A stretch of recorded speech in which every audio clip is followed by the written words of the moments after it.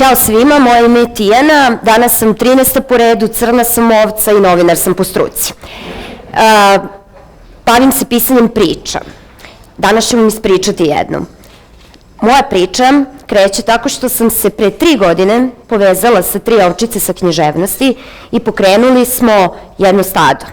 Tada nas je bilo jako malo, a danas, nakon 3 godine, okupljamo zajednicu od 19.000 ljudi i oko nas imamo 300 ljudi koji pišu. Da li ste se nekad zapitali ko se bavi blogerima, ko se bavi ljudima koji pišu pesme, prozu, ko se bavi s tim ljudima na početku? Mi se bavimo. Svi žele gotov produkt, svi žele influencere na mreži, svi žele već vrhunske umetnike, mi se bavimo ovim ljudima. Prikazujemo kulturu čitanja i pisanja na neki cool i možda drugačiji način. Danas želim da vam kažem da nam je potreban i fizički prostor. Znači, pored svega ovoga što smo uradili u online-u, mi želimo da se proširimo i na offline. Želimo da pokrenemo bazu Crnovca koja bi se nalazila u jednom prostoru koji bismo rentirali po ovoj ceni. Zašto? Zato što je 3 puta jeftinija od bilo kog prostora iznad zemlje u Beogradu.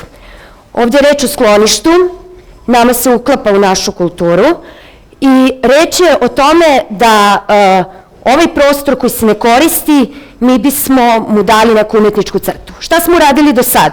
Pokrenuli smo video na mreži, pošto smo tu najjači, i pozvali smo sve. Ljude, prijatelje, influencere, blogere, novinare, kompanije, sve. I znate šta se desilo? Desilo se čudo. Ljudi su nas podržali. Sad ćete vidjeti, ali ono što je bitno da su nas podržali ljudi.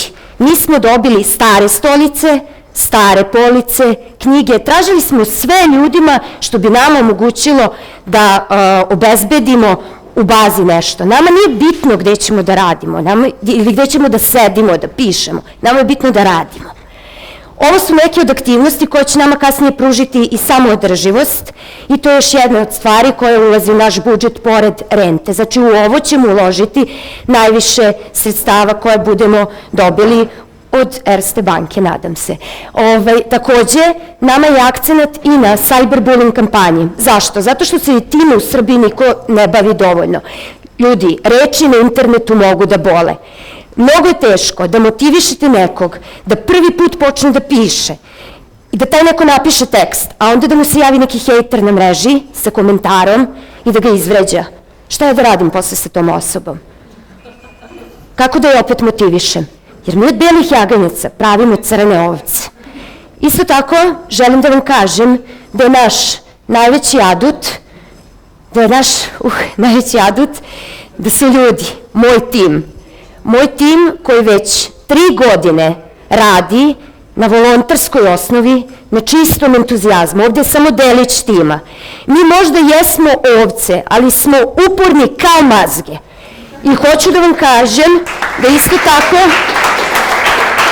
Hvala. I hoću da vam kažem da mi za ove ljude fali barem 10 slajdova da bi vam ispričala šta su uradili u tom offline-u i da vas pozovem da pogledate naš video, da nam donirate stvari i da nas podržite. Zato što smo super i još nešto da vam kažem, svi projekti su ovde super i svi smo pobedili. I aplauz jedan za sve.